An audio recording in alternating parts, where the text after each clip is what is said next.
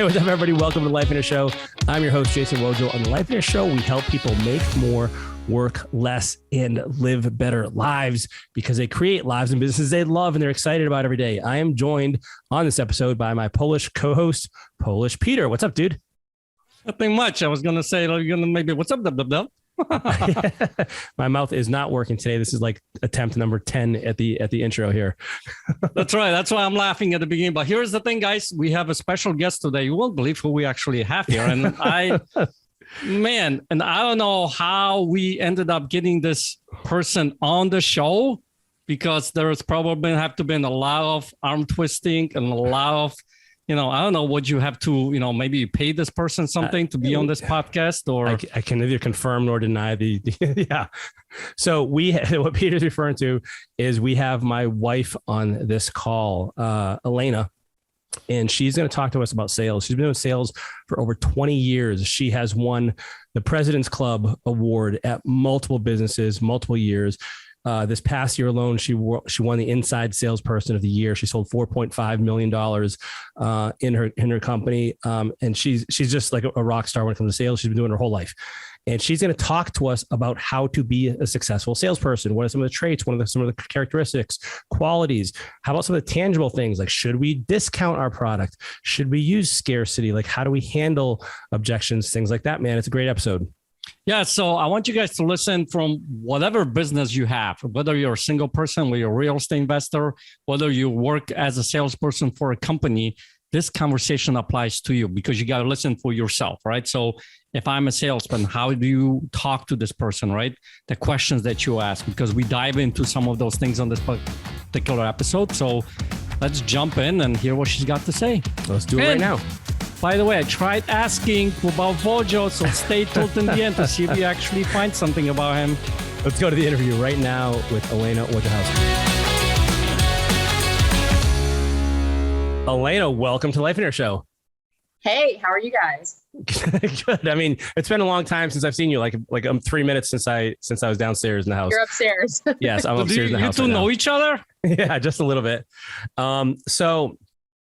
This is funny, and essentially the reason why I wanted to get you on the podcast, Elena, is because you're a very successful salesperson, which also makes I have wondered. I'm like, has she used these skills on me before?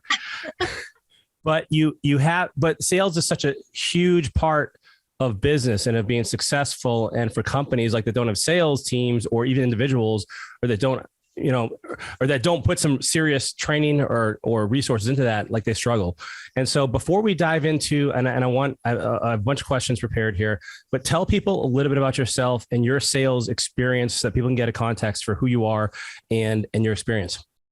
Sure. So I've only done sales my whole entire life. I'm about to age myself, but I want you all to know that I'm still younger than Jason and people.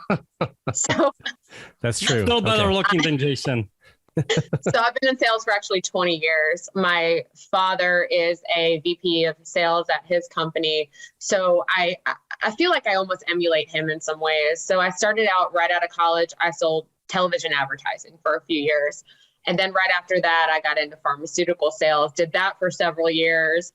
And then I got into, I worked for a food supply company, and we sold vending and coffee to companies. And most recently, I work for a software company. So I literally, God forbid, ever get out of sales. I don't know what to do. Yeah. Well, what I'm also hearing, though, is like sales is an incredible skill to have because it's incredibly diverse. I guess you have to learn about what you're selling. We can talk about that later. But what I'm hearing is you basically have significant job stability in the fact that you can basically, it sounds like you can sell anything, really. I think so. I think it's a core, basically a core skill, and it doesn't matter what you sell. Okay. So talk to me about a little bit about, you mentioned, your dad did this, and this is all you've ever done. Mm-hmm. What do you think? And I'm curious, like let's just back up and start at the beginning here. Sometimes I've heard people say disparaging or negative things about sales. Like it's like, it's slimy or sleazy or like whatever. Yeah. Like and of course we have this, we picture like the car salesman, right? Like that's the typical example that everybody gives. Talk to me about, have you ever struggled with that? Or is that just not even open your mind? Or how do you view sales, and why do you think this misconception has arisen? So I feel like I almost view salespeople like a lot of you guys, because I actually won't go into some stores where I feel like the salespeople are very pushy. I sell how I want to be sold. So I talk to the customer basically like they're a friend. They're not someone I'm like trying to sell. What I'm doing for them is presenting options, and I want them to choose whatever's best for them. I'm gonna suggest what I think is best for them and what I have seen other companies do that's best for them that are similar to theirs. I'm not going to push either way though. So I don't like the pushiness of salespeople. Sometimes I feel like they can be a little aggressive. I feel like when a good salesperson has to do what's best for their customer at the end of the day, you talk to them like they're your friend, you're helping them out. And I think a lot of people struggle with that because they're just thinking, oh, I got to hit my quota. This person has to buy from me. What do I do? You're going to scare them away. So I think just talk to them on your same level. This is what I suggest you do. If they don't, go on to the next. So I think a lot of salespeople struggle with that. So what I heard is like, most likely one of the contributing factors of this negative stereotype of salespeople is that people are typically too pushy and they're doing what's in their own best interest, not the customer's best interest or the client's best interest. And so when you can get out of that, when you can pull yourself away from your own self-interest and really serve the needs of what that person needs, now you're able to really make the sale without being pushy. And you build trust with them as well, is what I'm hearing too. Well, the other thing I'm hearing too from her is that most salespeople are not really listening to their clients. Yeah. Right. I had a manager tell me several years ago, because I was asking questions and then giving the customer multiple choice answers because they were silent and I got uncomfortable with the silence. So salespeople need to ask open-ended questions and then be silent and let the customer answer, because I tell you what, they'll tell you everything. I think the issue is when they're like, you ask a question and then, is it this? Is it this? Is it this? And then they choose one of those answers and it's probably none of those answers. So ask your open-ended question, sit back and listen. And a lot of salespeople struggle. That's a good point. And I think, it's natural. I think a lot of people naturally are uncomfortable with silence and they're just trying to keep the conversation going. But meanwhile, they could be even talking themselves out of a sale. And so that's interesting. So this has obviously served you really well. You've done really well and won all kinds of awards with the company and crushed your quote and all these things. And it's been cool to watch that. Tell us, do you think sales is it something that people can learn, or are there just natural salespeople? So yes and no. I think a lot of it is natural. You have to obviously be, an outgoing person. You have to have thick skin. You are going to hear no 9 times out of 10. I think a lot of it is innate. Some of it can be learned. I'd say probably 10 to 20% can be learned. There's all sorts of sales trainings out there. I mean, when I worked for the food and vending company, we did a ton of sales training, the disc training, and we had a lot of speaker training. So I think you can hone in on your skills, but I do think a lot of it's natural because some people just they don't want to talk to people all day because it's a lot. You have to talk to people all day. You have to hear no all day. You have to keep coming back and you have to, so some people just aren't interested in that. So I think a lot of it is natural. So yeah, I do. Well, I'm curious about that because you mentioned being outgoing is being important, but I'm actually wondering, is it outgoing or is it persistence? Because for instance, you just mentioned that a good salesperson listens more than they talk. And so sometimes people that are outgoing, all they do is talk. They just want to hear themselves talk. So what I'm hearing is there's actually some high level things that probably make you more successful innately, but at the same time, there's a lot of it that can be learned. So what I'm hearing, some of the things is you have to be comfortable talking to people. You probably, I don't know. You probably need to, we can talk about this as well as believing in your product. You probably need to be very secure, I guess, as a person, and don't take it personally. Absolutely. How do you deal with that? When you're getting 9 out of 10 no's, that would seem for a lot of people like it could just destroy them. And I've known people that have been like, this is horrible. Like I can't take it. Like, how do you deal with that? In my particular instance, I have to always be building a pipeline. Therefore, I'm not focusing on one deal. And, this is the end all be all deal. Because that's happened to me before where I focused on a very large deal and I was not working on anything else. And then that deal like basically crushed my soul. So I always have things going on in the background. I'm always going to be working on something. I'm not going to rely on that one deal to fall through. Because guess what? It could be, you don't know what's going on internally in their company. It could be budget, timing, their project could have failed, anything. And then here I am relying, my sole business on theirs. That's entrusting my whole business on theirs, and anything can happen with theirs. So you always have to be working in the background. There's so many other customers you can be focusing on as well. And that way you don't just, get your soul crushed by one deal. So always have something going on. Okay. Well, how do you deal with it mentally though? Like if you constantly hear no, how you keep getting on the phone and have this, upbeat kind of a personality? Have you just heard no's? It's tough. I think a lot of that, I think that is learned. I said a lot of it's innate. That's part of just learning. I think at first it's going to ruin your day. And then you're going to be like, you know what? It's not personal. Again, what's going on in their company? Is it budget? Is it this? Is it that? I think you need to be comfortable enough to ask them why. Like, no, but why? And then let them talk. Don't say, is it timing? Is it budget? Is it your project? Let them just talk. And I think that way you'll hear no, but you'll get a better understanding of why. And then you learn from it. And then maybe you won't get a no from the next customer because this customer told you why. And it could be going on in the same industry. And I'm just referring to what I do right now. So when I say industry, I'm talking about what I do. So yeah, I think that'll help with hearing no, is learning why. Instead of just saying, okay, have a nice day, and then hanging up. So because you have to always want to better yourself. And it could have been a mistake that I did. And I'd want them to tell me so I don't do it again. Is it something I did? Is it your company? But again, don't give them those options. Just be silent. Right. So yeah, because I can totally see how, your numbers,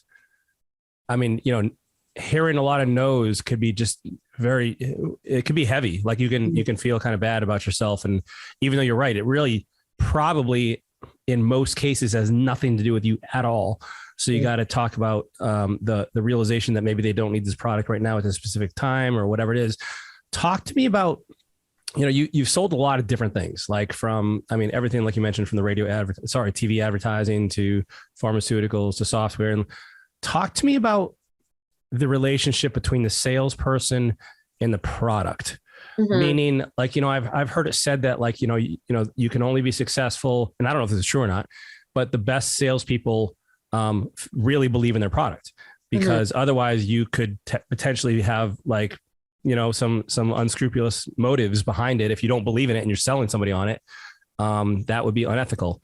Talk to me about that a little bit and how you see that as being important, or is it important? Yeah, you have to believe in your product. At the end of the day, software sounds like, it's just software. The particular software I sell actually changes lives. It helps to speed up clinical trials to bring unmet needs to the market. So for instance, I have a lot of companies that are oncology companies. So everyone's been touched by a cancer. So, when I talk to some of the companies, I can have that in the back of my mind. Like, they need my particular product because it's working behind the scenes to speed up their clinical trials. So you have to believe in what you're selling. Well, and so what I'm also hearing is, like, when you believe in what you're selling, it's really not just the product itself, but it's actually like what this product is doing for someone. So, it's giving somebody another chance at life with cancer, or like in Life and Air, when we offer coaching, we believe this can actually change your life and your business with all of our heart. And so it's like, we know how important it is. And so it sounds like that's part of doing it. And would you say that if you don't believe in your product, you really should get another job? Yeah, probably should. You probably should. And it comes through to the customer, to the client, to the person. If you're just basically like, I know in a lot of sales interviews, they ask you to sell a pen. Yeah. Sell me this pen. I mean, yeah. So Wojo's still trying to sell the pen. he's And it's still- not working. I'm trying to sell Peter some hairspray. It hasn't worked. So it's very easy sale, actually. Because I need it. I already got it taken care of. Yeah. Try somebody selling you hairspray. That would be a win. That's what I'm talking That about. would be a good salesperson. That's a good salesperson. They stole you. Yeah. What about the people who are just like a service based, right? Like think about in our industry, a lot of the people who are listening to this podcast are real estate investors, right? So they go and talk to people to hopefully it'll help them with their housing problem, right? They're going to foreclosure or Right. they're, dealing with some life stuff that, some of them might be embarrassed about or things like that. So is it more about believing in yourself or what does that look like, you think? But obviously these real estate investors have seen it work for other people. So I think storytelling is a big part of that. Like tell a story about how this has helped someone else. It doesn't have to be an actual physical product. You know what I mean? So I think involves some storytelling in that instance. Say, hey, this has worked for this person, and let me tell you about them. And they're just like you, and this could possibly work for you. Something like that, with more of a service type. Do you do that? Do you use stories? Yeah, we do use stories. We do, and a lot of my customers like to hear what another customer is doing, because they kind of like another customer that's maybe a little more, how do I say it? Like above them. I don't know. You know what I mean? They kind of want to keep up with the Joneses. Like, well, what are they doing? And so they want to hear why this company Some is intel and research, it sounds like. Competition kind of thing. competition. Want to hear, okay, well, what are they using? They're super successful, that kind of thing. Got I it. think that helps with the storytelling. Well, yeah. And so that actually, I'm curious.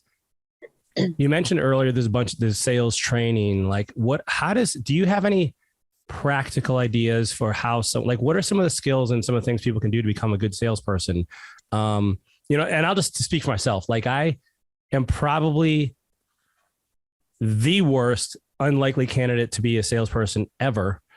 And yet but many times I found myself, I'm like, hey, I have to develop these skills because otherwise I can't convey my enthusiasm for this. Like I can't tell somebody about how awesome this is. And so I have to develop these skills. And so what are some tangible things that people can actually do? Is it just picking up books? Is it like shadowing salespeople? Like how does somebody actually get good at this? Yeah. I mean, I do, like I said before, I think a lot of it's innate. So you must have some in you, Jason, without realizing it. Yes. Yeah, you must have. Oh, no. I was going to ask you, Elena, at what point are you going to start rubbing off on him on this whole sales thing? Because I don't know, maybe he needs to shadow you or something like that. Yeah, I mean, he could come to take your husband to work day. I'm a big believer in the DISC training.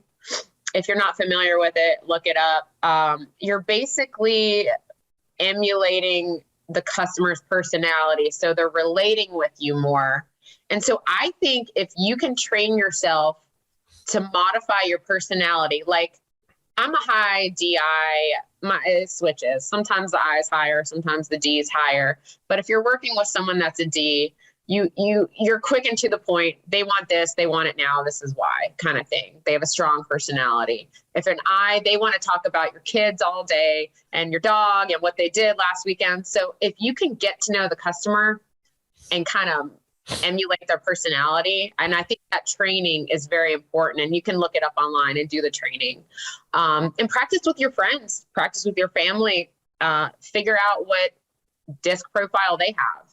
And I think that's a really good sales training. There's all sorts of sales trainings out there. I've done all sorts of random ones. So I think just find one that works for you. But a lot of it is the personality. People like them. Mm-hmm. You know what I mean? So they tend to buy from people like them too. And I'm not saying change your total personality. I'm saying just, you could tweak it a little bit. So like if I'm talking to a high S or C and I'm like, woo, how's everybody doing? Where are your kids? Relaxed. ID. They're like, I don't care about your kids today. How much does this cost?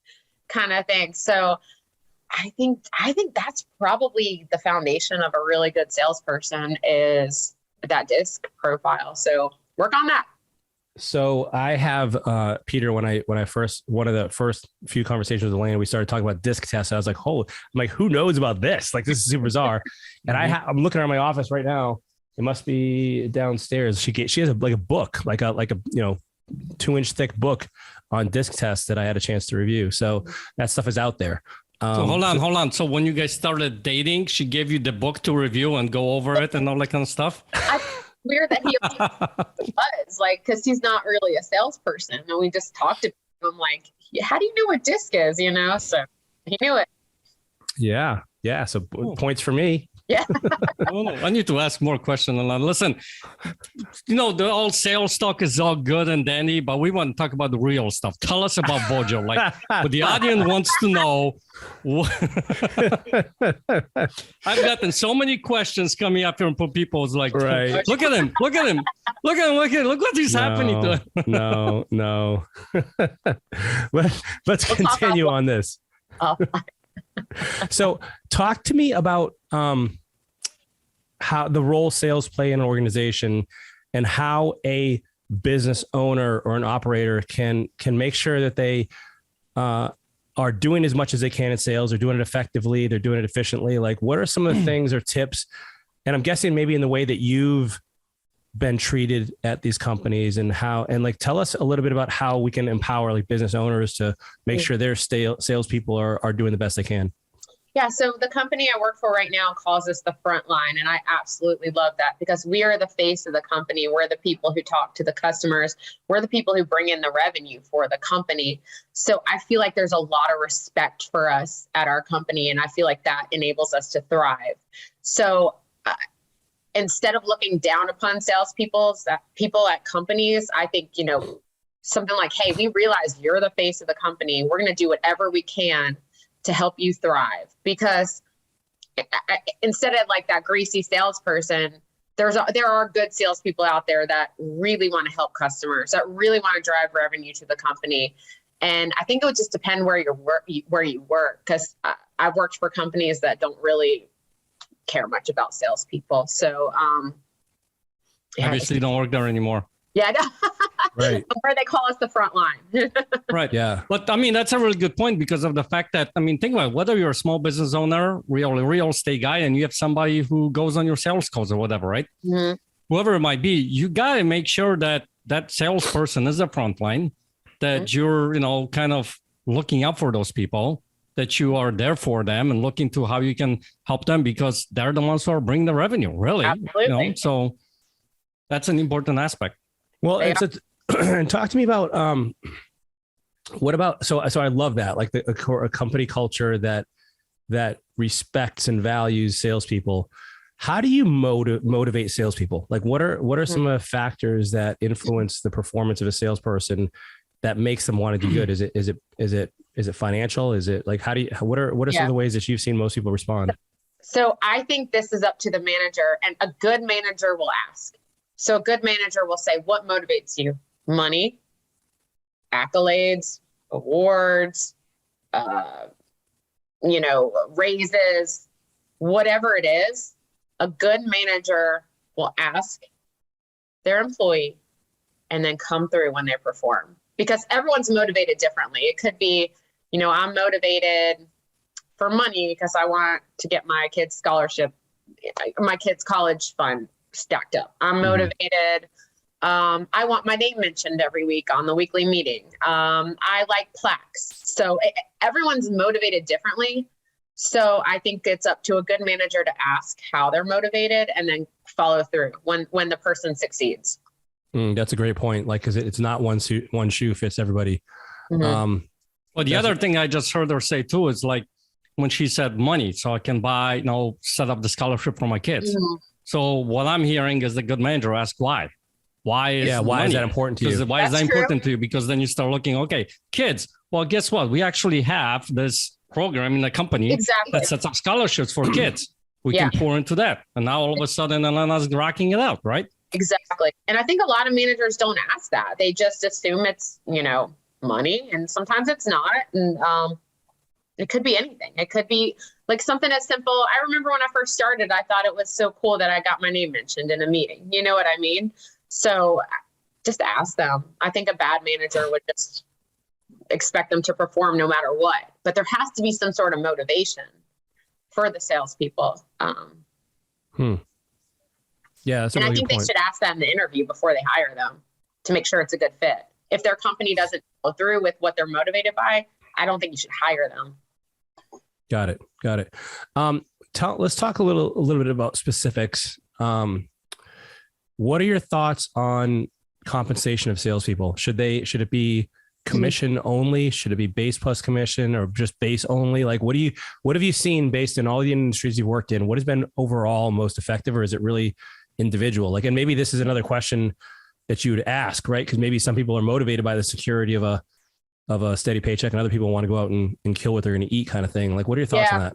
So I think commission only can be a little dangerous, but a lot of sales companies are like that, and they pay very well.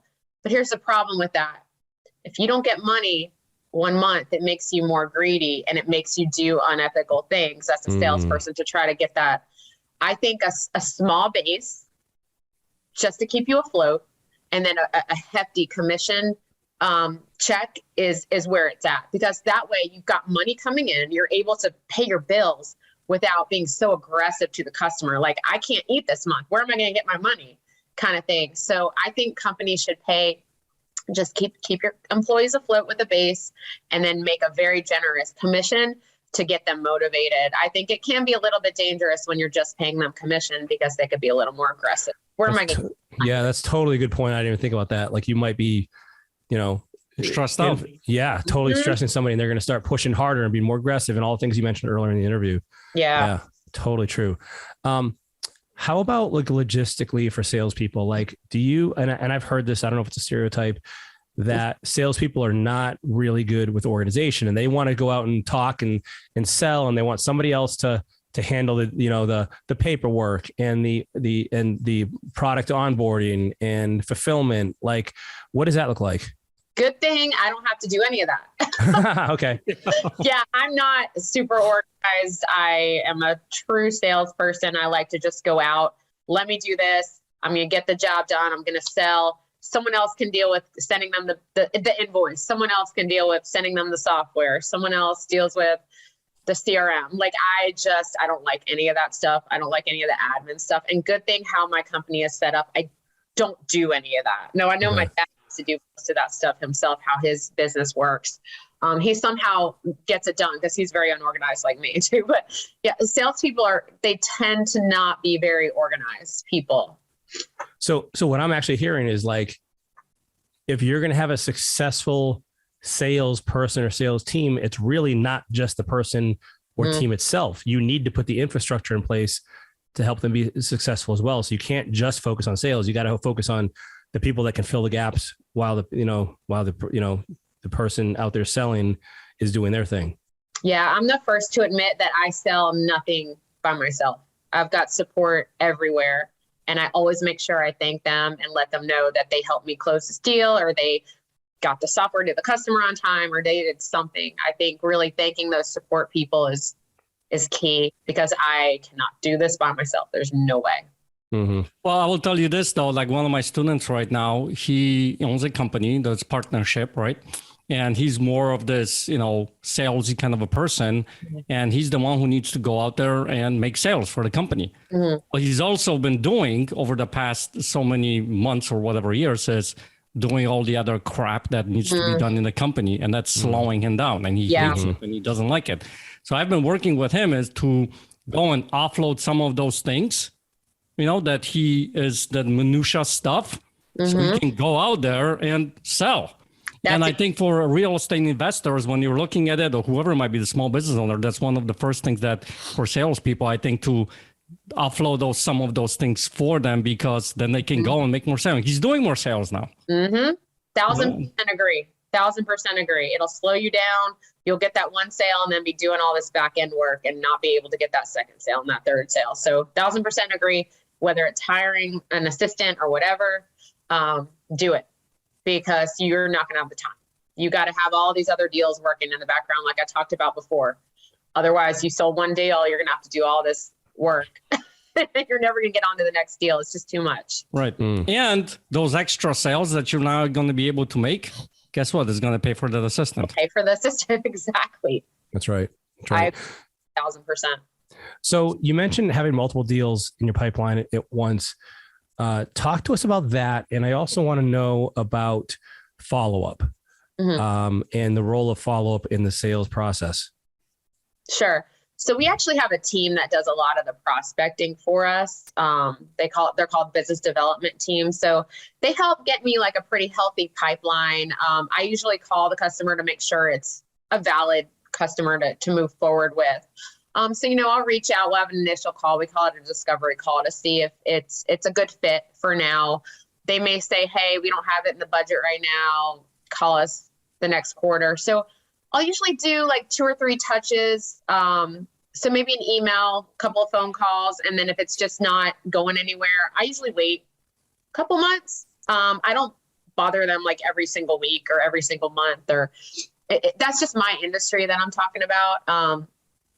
But I like to get all the upfront questions, is it in the budget? Is it a timing? Is this, all that type of stuff to see if it's even like a valid prospect. And then I'll keep them in my pipeline. And then I'll put notes to say, hey, reach out Q3, reach out Q4, whatever they tell me. So I always have something working. So that's kind of how I always have a pipeline. So you actually don't do your prospecting yourself for the most part? Mm-mm. And so do you know how they're filling your pipeline? Are they just like cruising LinkedIn, or they have an opt-in form somewhere on the website? How are they getting leads? So some of it is when customers click on our website and follow them. So things like that, or LinkedIn, discovery.org. They use, What's that site? What was the site .org you just said? Discovery.org. What's that? Yep. It's got all sorts of industries, and it'll have titles and then companies and what each person does, and their emails and phone numbers. Oh, dude. All right. Yeah. I'm going to check this out. You have to pay Where for you it. been on that one, Vojo? I know. What the heck? Why? We've been married for 5 years. Talking to your wife, man. I'm just hearing about this right now. How much it costs. The company pays for it, but it is. She'll charge you for it later. Yeah. So, yeah. But LinkedIn is great. It's free. You can always find out like titles, because we reach out to certain titles. We don't usually reach out to C-level people. So we can find the titles from there. But yeah, they do most of it. The business development reps, they set up the initial call, and then from there I handle it. But yeah, so I don't do a ton by myself. I really don't have the time right now. So I've got a lot of support. So what I'm hearing, this sounds to me like a relay race. Like you got your business development team that's getting the leads. They're handing it off to you. You're selling them, and then you hand them off to somebody else for the fulfillment. Yeah. I mean, they're still my customers, and I still, not that I'm like, oh, you just bought from me, bye, have a nice day. They're still my customers. I'll still check in with them. My goal is to always get them to have their platform grow. So I'm always in touch. So I'm handing them off to basically do the invoices, software, stuff like that, but they're still mine at the end of it. It's kind of how. So you're still checking in on them, like. Yeah, I don't like to sell and disappear. Right. Okay. Now, I have a follow-up question because it just popped into my head as you were talking. Do you talk to the decision makers when you're talking with these people? Yeah. Or if you're not, how you deal with that? Yeah, so I usually ask, and to ask it kind of in a nice way. If I were to send you a DocuSign agreement, would you be the person that signs this? Or would it be someone else I need to talk to? I don't want them to think that I'm like, oh, well, you're the peasants, go away. I want to talk to. It's not like I were to sign an agreement. Are you the person that signs this? If not, can you get me in touch with so-and-so? So that's kind of how I talk to users of the software just to make sure I'm fitting their needs. And then they'll send me maybe to someone that more authority that can sign documents kind of thing. But to answer your question, I guess I kind of talk to them all. I don't really target C-level people. I prefer to target actual users of the product because C-level people have no idea about any sort of software. They just want to know how much it costs. So I talk to the people that are using it, make sure we get the right fit. And then I need to talk to who's going to sign the document. Well, and what I just heard you say is when you talk to the user, maybe they're not even the decision maker, but now you've convinced somebody else on their team that this is what they need. And so now you have an inside angle because they're going to talk to the decision maker and be like, hey, yeah, I like, this is great. This is awesome. So the more you can get those users or people on their side of the camp involved, it could totally serve you and help you make the offer. Yeah. But I usually ask, are you the person that signs the document, just so we don't even waste time sending the document to the wrong person, because my manager always says, and I 1000% agree with it, time kills deals. So don't even waste your time sending the document to the wrong person, routing it over here, get the decision maker's name up front, get their email, find all that out, timing, find all that out, budget, find all that out, because I think that's another problem that salespeople sometimes do. They waste their time, and you don't want to waste your customer's time. You don't want to waste your time too. So find all that out up front, and it's faster deals, more deals faster. Is that what you mean by time kills deals? Time kills deals. Yeah. Time kills deals. What does that mean? If you're sending the document to the wrong guy, they forget about it for 2 weeks. Then they send it to Joe's email. He sits on it for 2 weeks. Then they forget about it. Then they're like, maybe we really don't even need this. You know what I mean? Okay. So it's sent, you know what I mean?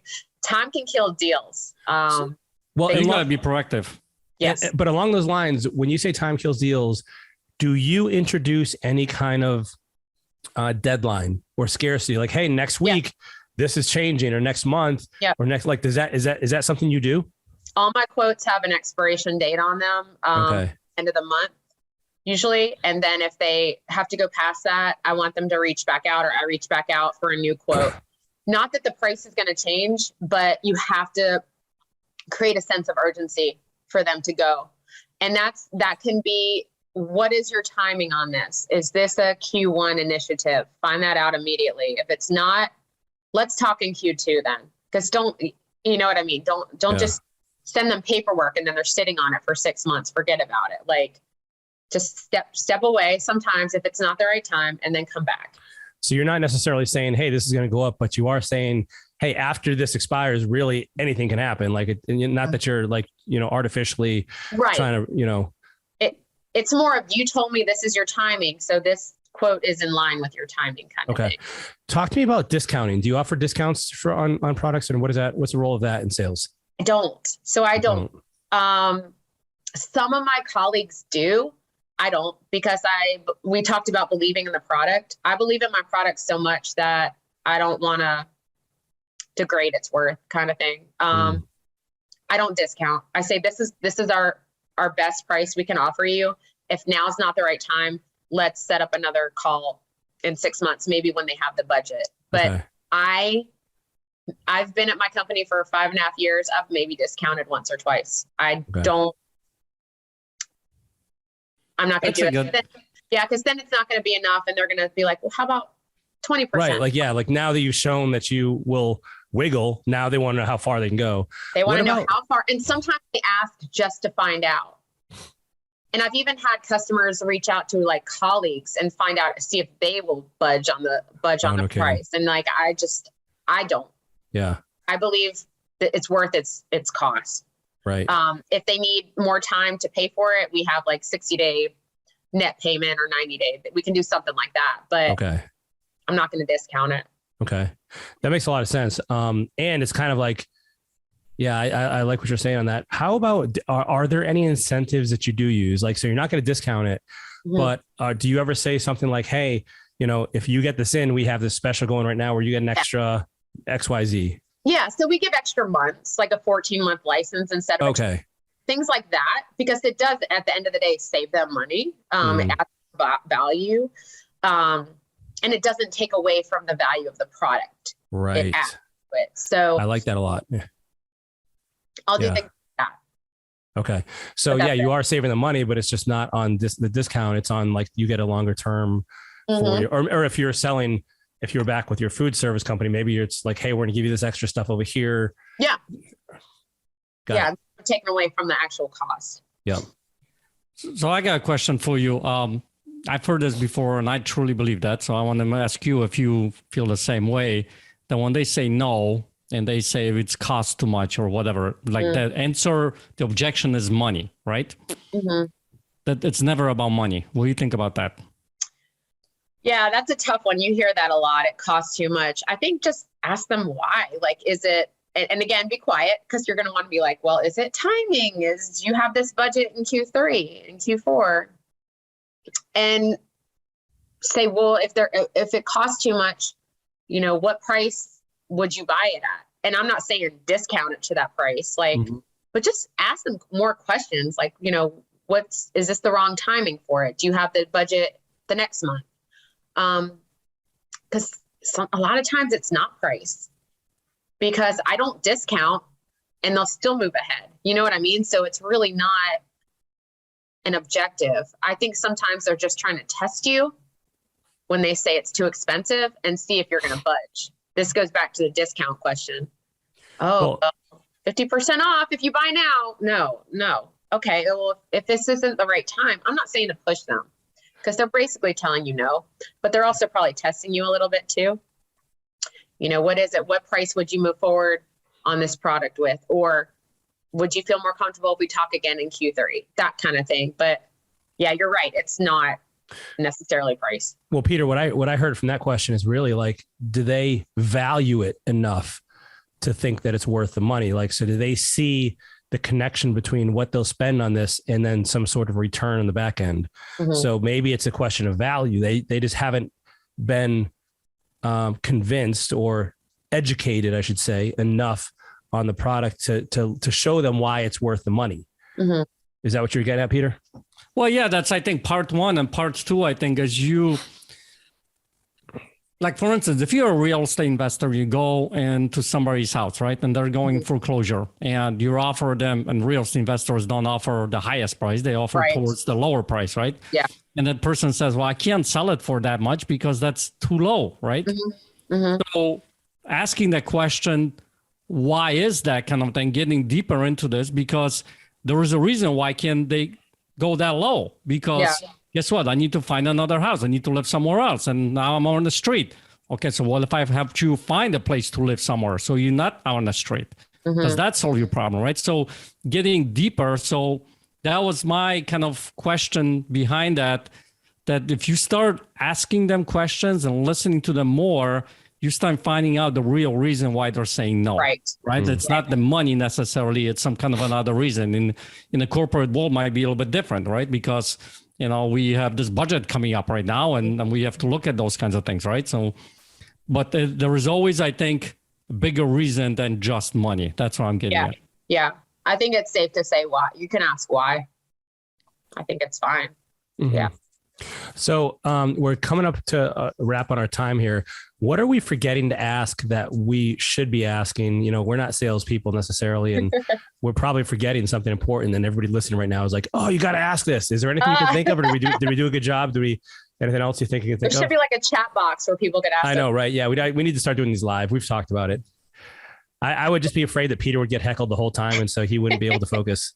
Speaking of being heckled, so the question that we have an answer is, tell us a little bit about Wojo that we don't know about. Something here, Elena. Something. You can't blame him for persistence. Still trying there, Peter. Keep trying. Keep trying. Well, listen, anything else you can think of, Elena? I really can't. No, this is awesome. You answered all my questions. I really appreciate you being on the show. And I think a lot of our listeners got a ton out of this, especially if you're someone who is new to sales, if you need to. And really what I'm also hearing is like sales is an integral part of business, because without sales, you have no revenue. Without revenue, you have no business. And so love it. Thank you so much for being on Life Hacker Show. All right. Thanks, guys. Dude, I mean, I think I have to say that was the best episode we've ever done, if I'm going to get any brownie points here at home. So I like our, so what do you think? So I have to say is, how is it? She's such an amazing salesperson, and yet you suck at it. No, man, so, I'm going to get fired here, and she's going to take over. How has she not rub off on you yet, man? What's up? I don't know, man. Yeah. Well, listen, man, I love doing that interview because it's number one, it's cool. It's my wife. It's really a lot of fun. But number two, sales are such an important thing to everything we do, to every business. Elena had worked for half dozen industries, for instance. And she's learning these skills, and that's encouraging to me, because, sales is such a universal skill that we need it everywhere. And I've heard this said before, but nothing happens without sales. Nothing. Yep. Like you're not going to go to McDonald's to buy a sandwich. You're not going to go get a car. You're not going to go to the grocery store and get, none of it. And so we need sales. And I thought this was really valuable in some of the ways and some of the ideas that she had for getting better. The one that really struck out to me is the role of listening, like how simple, yet at the same time, how challenging to do. And most people don't do it. Right. And that is a really powerful skill, because guess what? When you ask a question and then you have to sit there and be quiet and stay in that silence and not say anything else, that is tough to do. Right. Yeah. And some person has to break the silence. So I love what she said. Like when you stay quiet, they tell you everything that you need to know.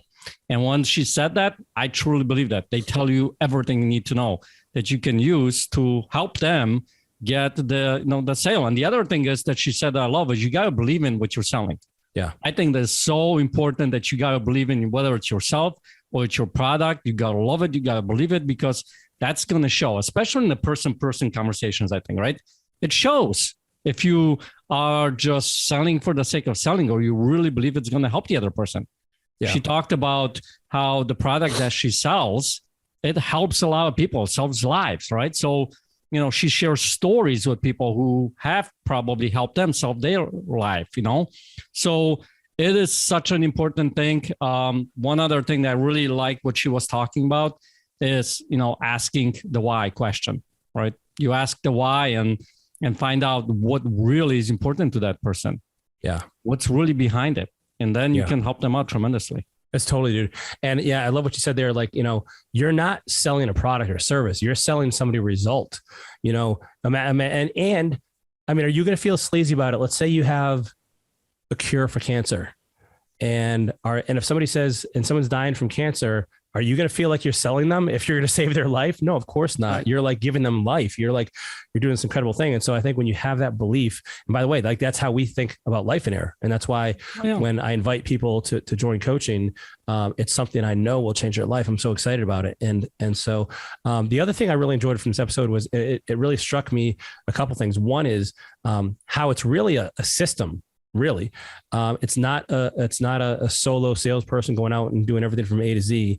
Although I'm sure there are salespeople that do that, but really in this case, like it's really a well orchestrated series of events. So you have someone that's getting your leads, the sales, and by the way, that's probably boring or frustrating for a salesperson to do. Like they'd rather just handle the leads and then let somebody handle the paperwork and the follow-up and like all the technical stuff and the implementation. And so that was really interesting to me as well. And so anybody listening right now that wants to incorporate some sort of sales element in your business, and by the way, we all need to do this.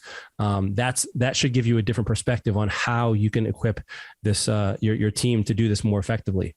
Yeah, and depending on the size of your business, she works for a pretty big company, right? So what I heard from that conversation is that they literally looked at what is it that you're really good at, that you love doing, your high skills, your strengths, right? Mm-hmm. And then they end up putting those people into those positions. Yeah. Elena, she said on the podcast, she's not very organized. So she's not the person who they put into organized stuff, right? They put her into those positions that really empowers that person. So if you're in a company, you start looking at, performance and raising the level or raising the bar in some area of your business, start looking from that perspective and like, okay, so if I have my sales guy and he's doing all these 20,000 things, maybe I can offload some of those things off of that he hates doing so he can perform better in the areas that he loves doing, right? Yeah. And so the disc profile that she was talking about, I've used it with my students too. And I know we've done it in Life on Air because that tells you a lot about the person. So the other thing that you mentioned here is that knowing yourself. I think it's such an important thing to know yourself and know the human psychology, I think, too, behind it, because of the fact that she said, well, you got to know what that person is like. If that person is high D, you don't talk to that person very slowly and let me think about it, blah, blah, blah, because they're going to be checking out a long time ago. Well, if the person is like a high C, who's very slow, methodical, they got to think about it. And you say, well, tell me right now. Right. Tell me right now. Are you good? Are you in? They're going to check out too. So you got to know what kind of person you're talking to. Yeah. Yeah. One of my favorite last points was her talking about discounting and that, that's not a good strategy to use. because it devalues your product. And instead, I like what you talked about is like adding value in another way that effectively saves the money, but doesn't discount your product in the process. Yeah. And then the last thing that I can't believe we didn't get to, I didn't hear one thing about you. What did you guys like had a conversation? Oh, dude, this nothing is a about vault. bad about Wojo. Like, what's that? This is a vault, man. This is like a vault. Yeah, it's a Wojo vault. Yeah. I will dig something up and I will talk. One of the episodes, I'm just going to throw it in there without anybody knowing it. We'll see what happens. It's All gonna right. come out. Awesome. Well, hey, we hope you guys enjoyed this episode as much as we enjoyed doing it. If you did, like, share, subscribe, let us know how we can serve you better. Tell us what what things you'd like to hear about. Go to lifeinair.com to learn more about what Lifeinair does. And we're also in Facebook. We created a private Facebook group recently, which is awesome. It's exploding. There's great conversations and topics going on over there. And so join us for the conversation and be part of the action and be part of the family. We'd love to have you there. All right, everyone, take care. We will see you next week.